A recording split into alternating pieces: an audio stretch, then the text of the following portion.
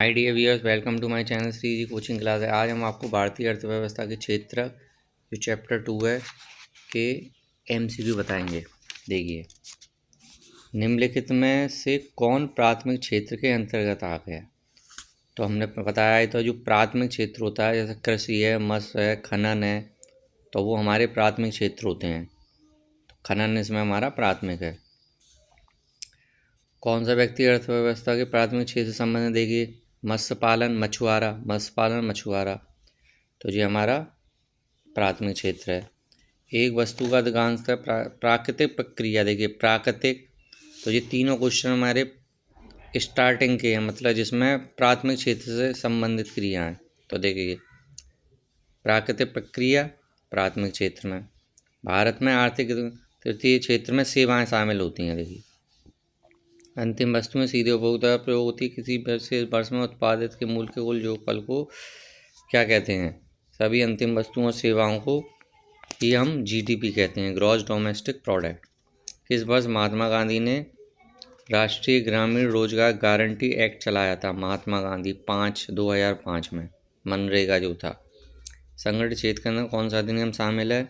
सारे शामिल हैं। संगठित मतलब जो बिल्कुल कंट्रोल में होता है, तो जिसमें सारी चीज़ें नियमबद्ध होती हैं, कारखाना है, मजदूरी है, ग्रेस्टू है। निम्न से कौन सा कृषि मजदूर असंगठित क्षेत्र के अंतर्गत आता है? निम्न में कौन सा संगठित क्षेत्र का लाभ है? रोजगार की सुरक्षा। स्वामित्व के आधार अर्थव्यवस्था को कितने भागों में है? 2। सार्वजनिक क्षेत्र किस पर आधारित होता है? उद्यमों के स्वामित्व। द्वितीय क्षेत्र को किस नाम से जाना जाता है? औद्योगिक क्षेत्र। Green India mission 2014। किसको कृषि क्षेत्र कहते हैं? प्राथमिक क्षेत्र को। सार्वजनिक उद्यम का स्वामित्व निम्न में किसके पास है? सरकार के पास होता है। सार्वजनिक यानी सरकार। और आर्थिक गतिविधियों में नहीं आती है। देखिए, मधुमक्खी पालन हमारा प्राथमिक क्षेत्र में आता है। साधारण क्षेत्र सामान्य में कौन सा कथन सही है? सरकार के पास संपत्ति है। अब इसमें से हम आपको कुछ थोड़े क्वेश्चन जो बहुत इंपॉर्टेंट है वो बता देते हैं। देखिए, खुली हुई बेरोजगारी वह परिस्थिति में किसी देश में श्रम शक्ति तो अधिक होती है, किंतु औद्योगिक ढांचा छोटा आता है या सारी श्रम शक्ति के समान अवसर प्रदान नहीं कर पाता। श्रम काम करना तो चाहते हैं, किंतु उसे काम नहीं बोलता है। और यह बेरोजगारी भारत के अधिकतर औद्योगिक क्षेत्रों में पाई जाती है। और प्रच्छन्न बेरोजगारी क्या होती है? इसमें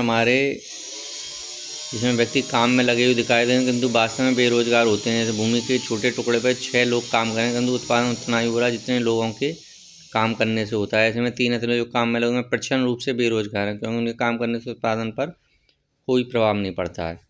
एक आप इसको जरूर कर लेना, महात्मा गांधी राष्ट्रीय ग्रामीण योजना मनरेगा। तो देखिए, महात्मा गांधी राष्ट्रीय ग्रामीण, इसमें कम से कम 100 दिनों की गारंटी दी जाती है काम करने के लिए, रोजगार के लिए। मनरेगा का एक उद्देश्य होता है टिकाऊ संपत्ति जैसे सड़कों, कुआं, तालाबों एवं नहरों का निर्माण करना, आवेदक के निवास के 5 किलोमीटर के भीतर रोजगार के अवसर उपलब्ध कराना और काम की न्यूनतम मजदूरी का भुगतान करना। यदि आवेदन करने के 15 दिनों के अंदर आवेदक को काम नहीं मिलता है तो वह बेरोजगारी भत्ता पाने का हकदार है।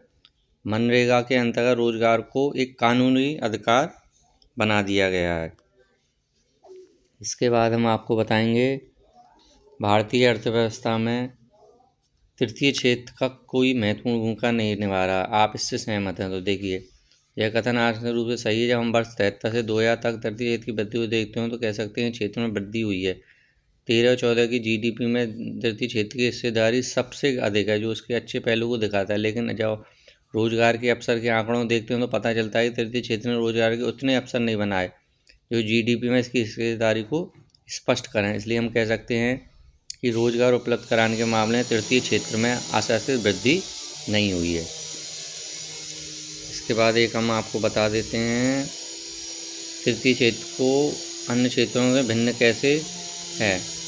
देखिए, तृतीय क्षेत्र में सेवाएं प्रदान की जाती हैं। जैसे कपास का उत्पादन प्राथमिक क्षेत्र में कपास के रेशे से वस्त्र तैयार करना, द्वितीय क्षेत्र में, लेकिन तृतीय क्षेत्र में बाजार में बेचा जाता है।